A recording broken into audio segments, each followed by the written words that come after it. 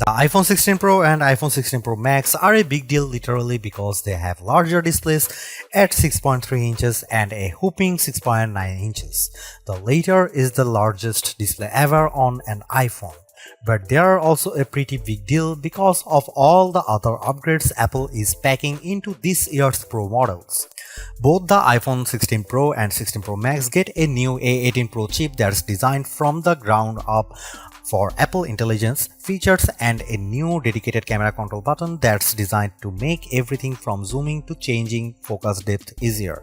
A new 48 megapixel ultra-wide camera captures impressive macro shots and you can record cinematic slow motion video at 4K 120 fps. Apple also promises longer battery life and better sustained performance along with more durable designs.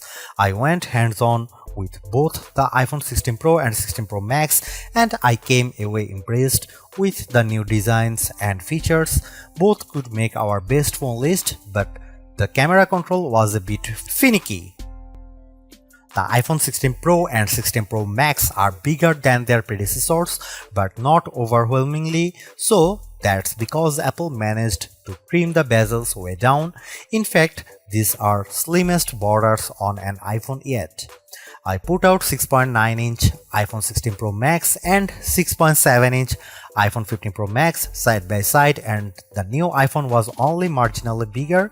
However, some people may prefer the 6.3-inch iPhone 16 Pro because it achieves that nice middle ground of device size versus display size. And it's not much heavier. We are talking the difference between 7.8 ounces for last year's Pro Max versus and 8 ounces for iPhone 16 Pro Max. Meanwhile, at a shade over 7 ounces, the iPhone 16 Pro is just 0.4 ounces heavier than its predecessor.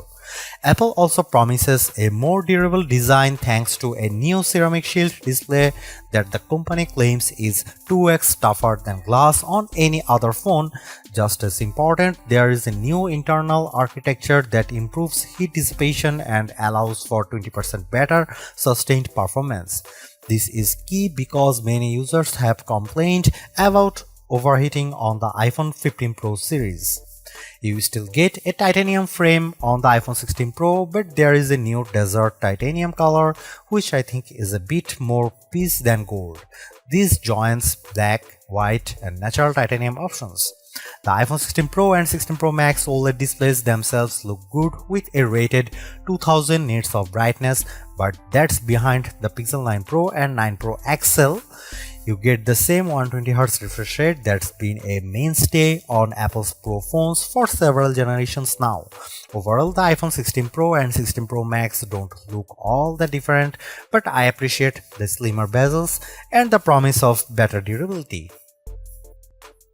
The most unique design feature of the iPhone 16 Pro and 16 Pro Max is the camera control, a dedicated button that's recessed in the design on the right side of the phone.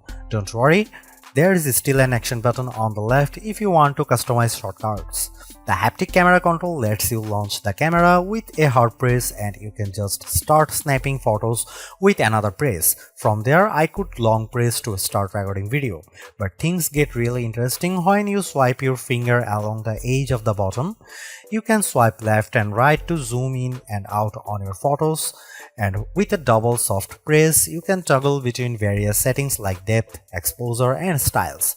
It works, but I found the button a bit finicky and I had to swipe more than I like to go from one option to the next.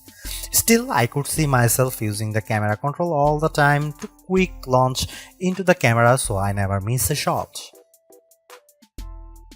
The iPhone 16 Pro and 16 Pro Max both look like solid upgrades, but the iPhone 16 Pro could be the better value. You get the same 5x telephoto zoom as the larger Pro Max in a smaller design, and the screen is big enough where you might not have max envy. I personally prefer a larger screen and the longest battery life, so I would probably go for the iPhone 16 Pro Max, but if you are on a tighter budget, go regular Pro. Stay tuned for our full rated review.